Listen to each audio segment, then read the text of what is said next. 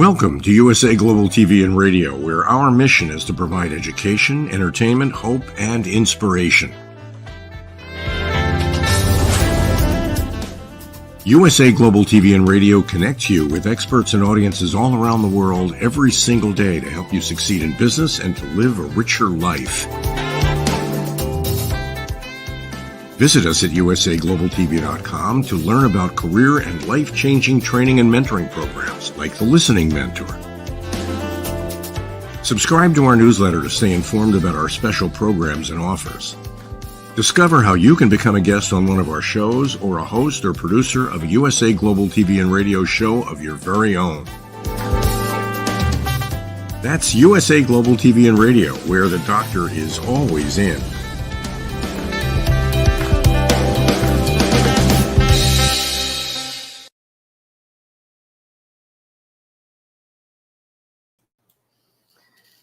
Good evening, good morning, and good afternoon from wherever you're listening from. My name is Joseph STETTER, and I'm the host of the Resume Expert in Corporate Cultures. I've been trying to provide a lot of value and connect the dots that whether you are an entrepreneur, whether you're an employee, being different than everybody else and doing a little bit extra, especially today, is what's going to get you noticed, it's what's going to get you ahead, and it's what's going to help you be successful, whether it's applying for a job to owning a business. The skill sets, the character are all the same. And I'm super excited to have our guest today, Gordon D. Melville, who is known as a long bearded guy, the CEO and legacy resilience strategist at Jewil International, the king of IQ. He's also the executive producer and radio host, podcaster, and TV personality of the weekly nationally syndicated The Long Bearded Guy. He's an elite performance catalyst for 2023-2024 Finalist Pro basketball team and a multiple times award-winning international best-selling author, as well as an internationally renowned keynote speaker who is on a mission to positively change the lives of every man he meets. He's worked with the likes of Grant Cardone, Tony Robbins, and Zig Ziglar, developing his own coaching specializations. And when he's not writing, podcasting, coaching, he can be found focusing on his spiritual health along with his wife of 32 plus years and 3 teenage sons. Let's welcome Gordon D. Melville, the long-bearded guy, to the show. Yay, welcome. Thank you. It's so good to be here, Joseph.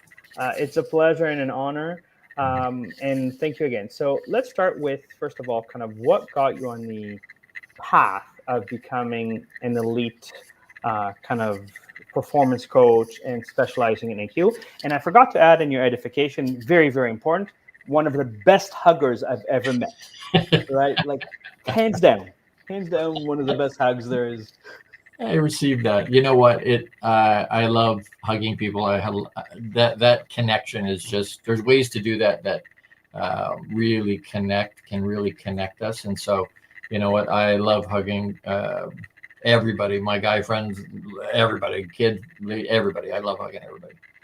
And you know what? Thank you so much for having me on today. I've been looking forward to this.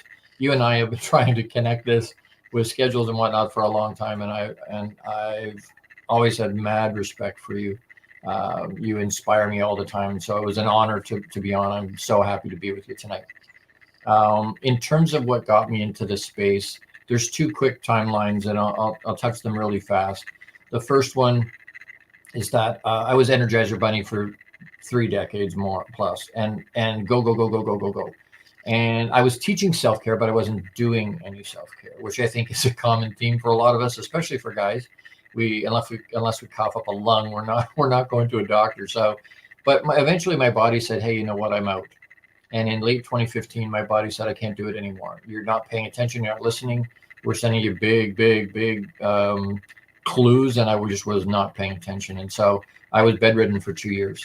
And in the middle of that, there was a suicide attempt. And I look back at that now, that was Papa gifting me. And I call God Papa because of my relationship with him. But he gifted me perspective I needed to get my mission done. And I didn't understand. I had a really high emotional quotient before, but I didn't understand deep depression and suicide the way I needed to. And so he let me go through that and gifted that to me, that perspective. And it's opened a multitude of doors since then. The other timeline that runs simultaneously to that was that I got to meet early in my 20s. I went into the automotive industry, and I got to see Grant Cardone about 3 months into my car selling career. And he took me from being a 12 car month guy to a 40 plus car month guy. And so they reached out and said, can you help us teach this stuff? And I said no initially, because you had to be on the road all the time.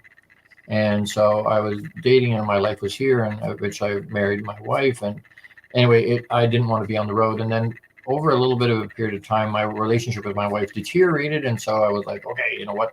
We have to be separated for a year to get divorced. So if that's what's going to happen, I'll go on the road with Grant, and we'll figure it out. And so being able to reach out that way, I was 7 years with Grant on and off. And but the other thing, and the reason I mention it, is because the gentleman that was managing Grant at the time, Bob Moore, and we lost him during COVID, but he was a promoter, and his other claim to fame is that he put Zig Ziglar on his first stage. So we had unbridled access to Zig. I miss him terribly. He was such a huge piece of my life, but he put me on that path. Gord, to be successful, you only need to do 3 things. And I'm like, what are they? What are they? And he said, you need to go to 2 business conferences every year. You need to read 4 to 6 books a month, and you need to journal every day. As long as you do that, you'll be successful. And so middle of August, coincidentally or not so coincidentally, is 35 years of doing personal development at that level. So I go to 4 business conferences every year. I read 5 to 7 books, business books every month, and I journal in 5 different journals every day. And it set me on that personal development journey. I'm now certified. All the people that Zig connected us to, Jim Rohn was gone by then, but he had been a mentor with audio and video and whatnot, books and whatnot. But Tony Robbins and Les Brown and all these iconic Mount Rushmore type thought leaders have all become, John Maxwell, have all become friends and mentors to me over the last 35 years. And so I'm certified to teach Napoleon Hill. I'm certified to teach in a half a dozen disciplines with Robbins Vadonis, which is Tony's schooling stuff. And I'm certified NLP. And when you put those 2 timelines together, it creates a type of human that needed a catalyst to push, right? And so the suicide attempt was the catalyst that pushed me into a space. And so now I'm doing the other part. Interesting you said that. By the way, do you have something clicking beside you? And like we're hearing a clicking sounds. I'm not sure if it's something on your side, because I checked my computer. There's nothing there, but just to make sure there's no surrounding noise. Not that I see, but okay. It could be my bone. Okay. Well, and again, fascinating story. It's interesting enough because one of the gentlemen that we both know, Michael Faber, was on kind of last week, and he also talked about, more his sibling committing suicide, and then how that became part of his mission and part of the bigger picture.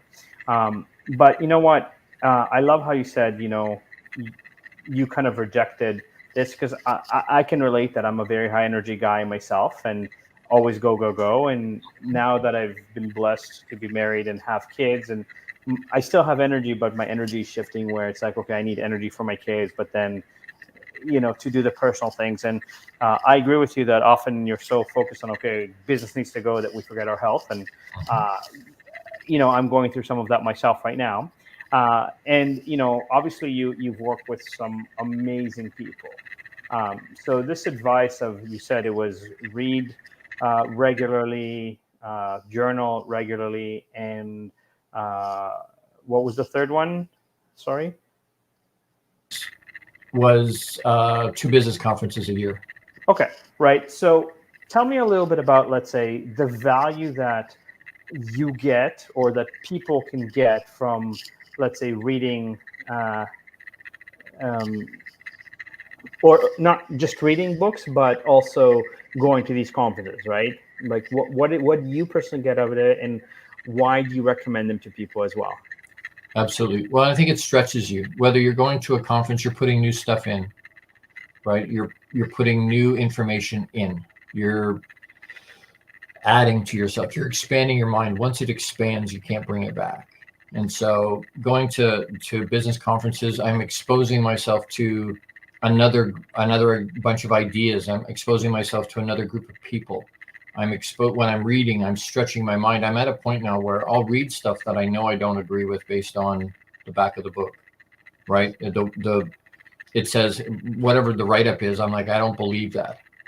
But when I read it, it does something where it pushes me back. It challenges what I believe and why I believe it.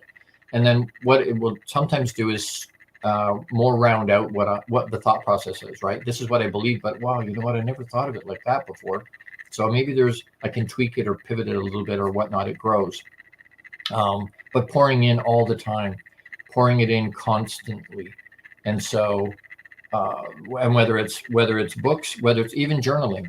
Why do we journal? Because it's a way to let it out. It's one of the techniques we use and that I teach to be able to release some of the things that ideas, release emotion, release lots of different things. And it allows that expansion to happen, right? If I just stay in the hothouse of what I know, nothing changes, right? There's sort of that phrase that says, if nothing changes, nothing changes. If I don't do something, and you and I both know somebody that used to ask, hey, did you use the best mind knowledge you have to get where you are now? Yes. I've never had anybody say no. But when you say, great, are you where you want to be? Well, no. Great, you need to do something different, infuse something different into what you do. And so, right, the reading thing is a big one, because there's 4 levels of people that read, that have some kind of an opinion on books. The first level is people that just don't read. They don't pick up a book. And statistically, most people don't read anything after they quit school. But the next level is people that love the look of books. They love the look of a library. So they buy lots of books. They've never cracked one open ever, but they love the way they look. The next level, love to read. So they buy books and then they read books. They don't do anything with the information, but they read the book. And then the top level, they buy books, they read books, but they take the information and do something with it, right? If you're going to read it, do something with it. Don't just, it's sort of that whole concept around the road to hell was paved with good intention. Like it's the good intention that was the problem. It wasn't. It's not the good intention that's the problem. It's that nobody did anything with the good intention, right? Well, yeah, and I'm going to say here that there is a level where I agree with you. And Gord, maybe check your microphone connection, because it seems that the ticking is coming from kind of when you're speaking. So maybe something is loose. But I'm just going to touch on a few things, because, I think what you're saying is brilliant and very important. And I think when people are stuck and they're frustrated and they kind of go through the cycle of life of, okay, I have to do my job and, this, they almost kind of forget the importance of reading. And even, I can say myself with 2 beautiful little kids, I have a 4-year-old and a 2-year-old who are both super high energy. And it's very important for me to form those bonds, especially early on when they're young, and spend more time with them. So between the routine of the work and the routine of the family and everything that, my reading is less than I'd like it to be, because right now there are kind of, I'll say chosen time constraint, because I choose to spend more time with my family. But I don't think that enough, people understand the importance of reading it. And I wanted to kind of touch base, because I wanted to get your thoughts on, the audio version of a book where you can hear the book and you can still gather the content, or even something like Blinkist, which gives you like the key points of it. Because I think for me, there's a level where I'm probably between level 3 and 4 of the levels that you said that your books. I have a beautiful library. I love to read. There's certain things I read for curiosity, and there's certain things that I go, I don't need this right now, but I'm going to implement it later. So for example, even in my business right now, I'm reading certain things that are very interesting to me. Like I'm reading a book right now that talks about generational trauma and how like your parents have trauma. And I'm going, okay, I get this, but here I've already chosen to do things that are different than what the book says. So I understand the connection, for example, but I also am in a position where I'm going, just because there's generational trauma, I as an individual still have choice. I still have the opportunity to progress. And so I don't use that as a crutch. Yes, I might have certain filters, especially with, based on experience from childhood, as they relate to my mom, because my father passed away 13 years ago, but even with my dad. But there are dynamics that I go, okay, but for now, this is where it is, and I accept that. But I wanted to get a little bit your insights first on kind of audiobooks and these tools that also offer kind of the key points of the book, and if they are equally as valuable as the book themselves. I think, to your point, there when you see different things, right? I will go back and read a book I read 5 years ago, 10 years ago, or read last year, because I'm in a different place. So when I read something that gives me a synopsis of what's there, they're taking out what they think was the most important thing that seemed to be important for them, where they are in that moment. May or may not be where I am. Audiobooks, I love listening to audiobooks, but they frustrate me a little bit unless I have the physical copy in front of me, because I'm the type of person that underlines and highlights and writes in the margin and whatnot, right? So if I'm listening to it in the car, I'm like, oh, that's awesome, I want to write that down, and I'm moving, and I can't write it down, and I'm like, oh, now I got to find it again when I get home. So I'm a very much, I like the tangible, being able to hold a book. But that being said, I think if you're doing audiobook, it's better than not reading at all, because you're getting the information from the book, right? And whether you're paying really close attention to it or not, you're getting that input into you. So that's invaluable, no matter what the book is. You can get something from every book. So being able to write stuff down, I always, when I'm reading, I have this style, because to be able to do that many books that fast, I read through them really quick the first time, and if it resonates with me, or I go, oh, that's good, or I really like that. Keep in mind too, it's all personal development business books I'm reading. I'm not reading nonfiction. I'm reading autobiographies. If I'm reading fiction, it's all nonfiction. Pardon me. It's all nonfiction. It's not fiction at all. So very little fiction, almost none. So being able to listen to a book that I'm listening to it with the intention of learning and growing. So I've always got a journal handle, right? Even if I'm listening to it on audio, I'll listen to it on audio and read it in the book. So I'm following along in the book with what I'm hearing. Because sometimes if the author's reading the book, so the audio is the actual author, I'm hearing their voice when I'm reading the book, which can be helpful, right? Because I'm getting the inflection of that was intended by the author, not necessarily the inflection I put on it. Right. If that makes sense, right? It does make sense. And I want to kind of transition a little bit to kind of the work you do, because as you mentioned, you try to help men that are a little bit lost, a little bit stuck, frustrated with their life. So tell us a little bit about your kind of elite coaching programs, and if you have anything that's coming up in terms of events that you're hosting, or anything that's just and understand, and kind of tell us a little bit about the value that people can expect to get from your programs, please. Absolutely. I do a program, my flagship program is called Box Inside Out, and it's not outside the box thinking, it's eradicate the box. There's no box. I teach 7 levels of emotional intelligence for men, and my avatars are high-level entrepreneurial men and pro athletes, because they're already at a really high level. They already understand discipline. They already understand that they need to do something different and infuse something different into their life, which that attracts me. And so I do have cohorts of Box Inside Out coming that I'm taking registrations for at the moment. And what you get out of that literally is equipped to be able to deal with life. As guys, a lot of times the world doesn't care how much pain we're in, or how much hurt's there, or what's going on in our life. None of that matters. The society basically says, show up as we need you to, and do what we need you to be, or be who we need you to be. And we're not worrying about the rest of it. And so what that does is breed into us a culture and a mindset that says, I don't know how to deal with it. Don't cry, don't look weak, so we hold it inside. And guys tend to do one of two things with those emotions. We either push them down, So we're holding that dis-ease in our bodies, which makes us sick, or we put it in a box and we put it on a shelf because we're not supposed to deal with it. Either way, we have residual pain from it. And so we try to dull the pain. Well, how do we do that? Drugs, alcohol, gambling, porn, whatever it is. The point is now I have a vice on top of the problem. And if it sits there long enough, there's an addiction on top of the problem.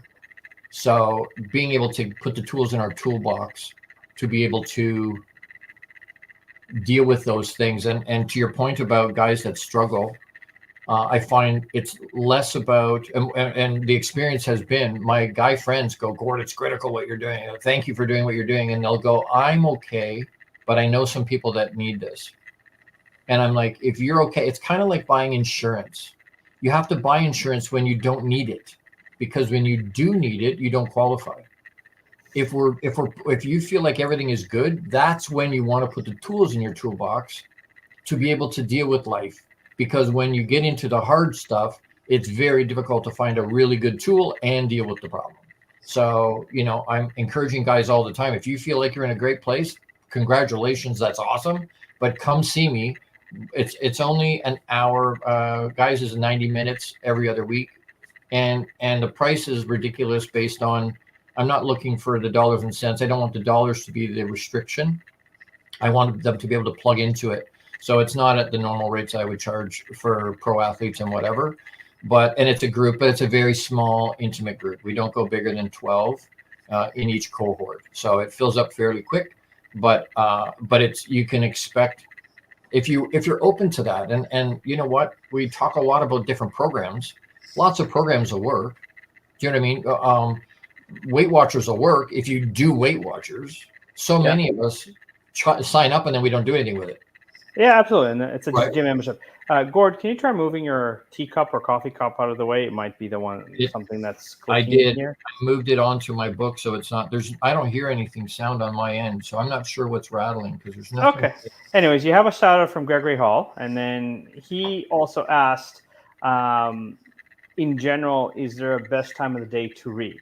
I think, me personally, I can answer that. It's kind of when you have your time, whatever that is. In my routine, kids wake up. My son might wake up as early as 5 a.m. and the day happens, and then we pick him up from daycare. So until at least 7:30, 8 o'clock, when they're asleep, I can't really speak to go and read a book kind of thing. Obviously, but do you have a preference of when you read, or is it kind of based on the day and the energy and the health and everything like that? It can be all those things. It really can, right? But with intention, and when I'm talking to pro athletes, I'll tell them, what time do you get up in the morning? And because they're pro athletes, usually they're at a higher level. So they're at 7 o'clock, 6 o'clock. Some of them are at 5 o'clock. And I'm like, okay, so how long is it going to take for you to do your personal self-care? And we can, we discuss with them. There's some universal things that you can do or should do. But I do some of that reading as part of that. And so, I say to them, if you're normally getting up at 6 o'clock or 5 o'clock, and it's going to take you an hour to do your self-care, eating breakfast, meditating, prayer, reading, journaling, some exercise, whatever it is, if it takes an hour to do that, then you're now getting up at 4 o'clock. You're getting up at, right. And now I wouldn't go earlier than 4 necessarily, although Eric Thomas gets up at 3. So, and it's kind of hard to argue with his effectiveness and his success. But, because to your point, life happens, right? So we get distraction from all this other things, and I didn't fit it in. When someone says to me, these pro athletes look at me and go, Gord, I don't have the time or the money. And I'm like, you know what? With all due respect, what I just heard was I don't want to. Because if the things we really want to do, we make the time for it, whether it's good for us or not good for us, right? I was talking to a smoker the other day, and he's like, I don't have time to do personal development or read. I'm like, well, you find time to smoke, right? But that's a priority. That's a priority. So, in terms of what's a priority for us, if we want to find the time, we'll make the time. And so for me, best time is first thing in the morning before life gets started, right? If I can get up at 4 o'clock, 5 o'clock in the morning, The rest of the world's not up until 6, 7 o'clock. I've got a 2 or 3 hour window. I've accomplished all this stuff before most people get out of bed.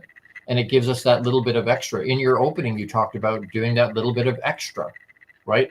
Extraordinary doesn't take that much, sadly, it doesn't take that much more anymore to be above everybody else. And so being able to read or do any kind of personal development or self-care, which is critical. I'm a walking, talking billboard for what happens when you don't do any self-care. So I jump up and down on that big. We need to do our self-care. It's selfish not to do self-care. And we do it before, not instead of. I want to make that clear. It's not, because that's selfish. Self-care instead of my responsibilities, that's selfish. But I believe it's selfish not to do self-care first so that I can show up and be who I want to be or need to be for my family and my friends and my responsibilities. Right. And here's where I'm going to tie it into somebody in the workforce. Like at the end of the day, you might have salespeople that are very good at selling whatever product or service the industry that they work in, but they are clueless as to how to have a regular conversation, for example, or they're clueless in kind of understanding that there's other elements of the business, not just the sales, for example. And so in the workforce, as a corporate culturist, I often speak to the idea that you need to create a model where you're not just preaching, we're all about wellness and care. You're actually doing it, and you're showing that the leadership is doing it. So if the leadership talks about the fact that they go to the gym in the morning, or they go to the gym at lunch or something, then, and all of a sudden creates incentives for employees to do the same, that's where there's a separation between lip service and actually doing it. And I think this is where, Gord, what you talk about in terms of, the first part is taking a step forward and kind of admitting it, because, sometimes we're like, and myself included, I'm very stubborn sometimes. And, I had an enlarged aorta beginning like around the pandemic time. And again, something happened along the way where my cholesterol medication and my blood thinner medication, the exact same pink pill. And I kind of stopped taking the heart medication, blood thinner medication, and I only took the cholesterol. And all of a sudden my aorta had like doubled in size in a matter of a year. And because of pandemic, my surgery was delayed. And it was supposed to be a preventive surgery because I'd gotten to the orange zone. Now, the interesting part is the day of my surgery, when they put the camera in before they started working, they found a massive blood clot underneath my enlarged aorta. So instead of a 2-hour surgery, I ended up having like a 9-hour surgery because they cut open my entire rib cage and put in a mechanical valve. And so, I had certainty and I had faith that I'm coming out of that surgery completely healthy. When I woke up and I was like, they were like, oh, we had to put a mechanical valve. I'm like, okay, cool. But to me, what was ironic was once I was off the morphine and kind of normalized, I looked at the food that they were giving me and I was like, can you explain to me why everything on this tray is processed for breakfast, lunch, and dinner, and there's not a single fruit or vegetable here? And given that I just had major heart surgery, shouldn't I have food that actually has nutrients in it? Right. And nurses looking went, cutbacks. And I was like, yeah, literally, that was the answer. Like cutbacks. Like, I'm like, even an apple. Sorry. So, I understand that. And there's a level where, there's things that need to come back and there. And I think this is where it ties in because, being a better performer, you could be a better leader. You can be a better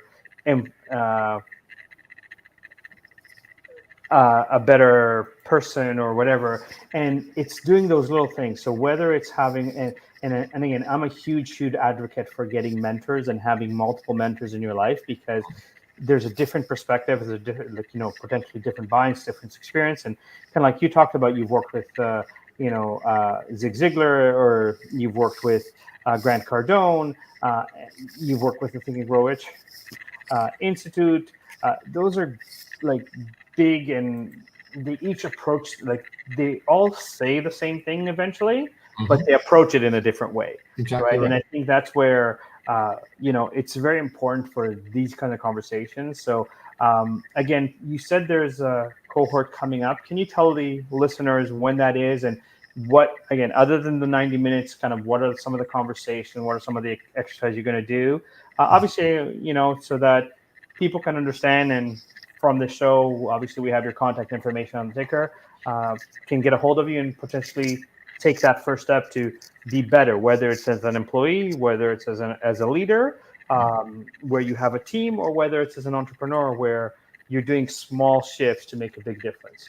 Right. Well, and the time for Box Inside Out, I've kind of set it that I run it as soon as I have 12 people. So that as soon as the cohort's full, we start to do it. So that the date itself isn't set. In terms of something I touch on just real quick, although it's to your point about whether have a team, you're an athlete, you're a business person, we talk about three things with our athletes: skill set, gear set, mindset. And so the skill is the education and for the athletes, they practice all the time. They're always on the court, they're always on the ice, they're always on the field, they're practicing hours and hours and hours and hours, practicing time and money and energy to practice to get their skill better. They work with the gear, right? They'll buy the latest gear. Golfers are a great example of that. I got to spend $1,200 to buy a big Bertha that's going to give me an extra 30 yards on my drive, which won't happen, by the way, because I'm going to slice it and it's going to nullify it anyway. But I have to have the best gear, right? So all the different bits and pieces, right down to the ice you put on your hips or your knees or your shoulders or whatever, that's all gear. People spend a lot of time and money on their gear. Nobody pays attention to their mindset. So somebody with LeBron James level skill and world-class gear with a mediocre mindset will get schooled by somebody with mediocre skill, mediocre gear, and a really good mindset. I make the point because once they leave sports, when you're talking about entrepreneurs, you're talking about business people and leaders, those same three things work. I just want to touch on something very quickly because it ties into what you said earlier with books and stuff like that. So one of my favorite authors, his name is Malcolm Gladwell. Mm-hmm. And in one of his books, I believe it was Blink, I don't quote me exactly, he did an experiment where he had, at Chicago University, he had basketball players that he said, for the next month, I want you to just practice every single day. Then he had another set saying, for the next month, I want you to think about your shot, your defense, and visualize it and kind of visualize your game getting better as you're doing it. And he had one set of groups say, do nothing for the next month. The athletes that trained every day improved by about 10%. The athletes that didn't touch the ball for a month, but mentally kept thinking about the game and how they're improving it, actually improved by about 30%. And the athletes that never touched the ball deteriorated by about 20%, kind of thing, right? So there is a level where you're absolutely right that, you could be the most talented player in the world, but if you have a negative mindset and you kind of have everybody wants to win, but when ego gets in the way and you forget, as good as LeBron is, he cannot win by himself. He cannot defend 5 players by himself. He cannot get every single rebound in the game, kind of thing. So it goes past even not having your mind. We get distracted by all kinds of things, right? So all it takes is somebody that says something that sets you off. Right, an official that says the wrong thing to you, or an opposing player that says something to you, or a fan is screaming, and it sets you off. It gets you out of your game, and so it's understanding. And LeBron's a great example of that. He's in Game 7 of the finals. They've got no time left on the clock. He was just fouled, so they gave him 3 free throws. Their team is down by 2, with no time left on the clock. Most NBA players will implode on themselves in that situation, not because they don't understand the mechanics of a free throw, but because the situation eclipses them and they don't have ultimate mastery control of their mind and their emotion. And so they can't even, they're shaking so bad they can't get the ball in the hoop. And so the mastery level, and when I talk about those three things, all it takes is somebody, you practiced all this time and energy and money, teams spend all this money to have this talent on their team, and then all it takes is a fight with their girlfriend, or the government calls them and says you owe 10 grand in back tax just before a game, and all of that time and money and energy you spend in practice goes right out the window because you can't harness it the way you need to be able to move yourself forward. But the same thing happens in business. The skills are the all your degrees and your bachelor, all the education and experience you got is the skill you bring. The gear is all your hardware and software and all the tools you need to do your job. But again, nobody pays attention to their mindset. The executives that do really well, the leaders that do really well, are thinking way more about their mindset than they ever do about their skill or their gear. Right. So, and again, so it's a life skill. It's not just a sports thing. It's not just a leadership thing. Anybody that pays attention to their skill and their gear and their mindset, but mindset first before anything else. Right. Right. 100% agree. We have a few minutes left. So I just kind of want to put everything together, and I understand and I want to emphasize this because, mindset is extremely important, but you still need the skill and the gear, Absolutely you do. Right. Sure. You can't just have mindset and go, everything's going to happen because I have the mindset if you don't take action. There are certain things that I can say, like, for now, let's say I'm trying to take action, like, okay, I'm making healthier choices of eating. I'm doing this to try and get to more. But I know that right now, if you were to ask me to, let's say, like, my wife signed me up for a 5K foam run here in Toronto, and I'm like, I'll walk 5Ks, but I can't run. Like, my wife is running, 10 to 15 kilometers. She's already completed in a few marathons, and she's planning on doing like a half marathon, I think in October, November. I don't remember the date right now, but like, she trains for it 3 times a week. I'm like, my running involves running after my kids, but that's usually not long distance kind of thing. Absolutely. Right? So just final thoughts from you, Gordon, and in terms of not only your program and people getting a hold of you, what's the best way to get a hold of you, and kind of final thoughts about getting to that next level on a personal level, a professional level, an athletic level, business level. Yeah, no, I appreciate that. The easiest way to get a hold of me is either thelongbeardedguy@gmail.com or Jewil. I think I gave you Jewil.coaching. Jewil is spelled Jewil, not EL. So sometimes the long bearded guy is easier. But plug the long bearded guy into any social media platform, you'll find me. My show's on 450 platforms, nationally syndicated. It's there every week, multiple times. So you can grab me there. As far as final thought, you know what? It comes back to what, and to bring us kind of full circle to what you were talking about at the beginning, we were given free will and choice.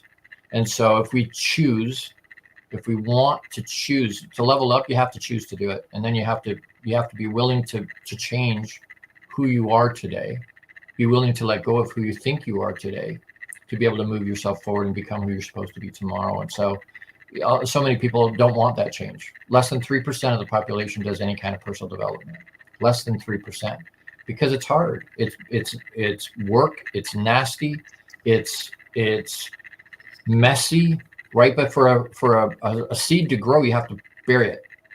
Got to put it in the dirt, right? And so, as a resume whisperer, it is amazing to me how many people are like, I've applied to jobs on Indeed and there's no jobs. I'm like, is your resume attractive? Are you doing anything? So thank you again, Gordon. It's been an amazing show. Thank you for the insights and value of connecting the dots from different levels.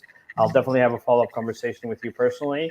And again, get a hold of the long-bearded guy. And if you ever have an opportunity to connect with him in person, make sure to ask for a hug. You'll never regret it. I promise you that. My name is Joseph STETTER. I am the Resume Whisperer and Corporate Culturist. I hope you've enjoyed today's show. I hope you have a great evening, a beautiful morning, and a great afternoon, and a productive and beautiful day. Thank you for listening, and please subscribe to this channel if you like the content that we're providing.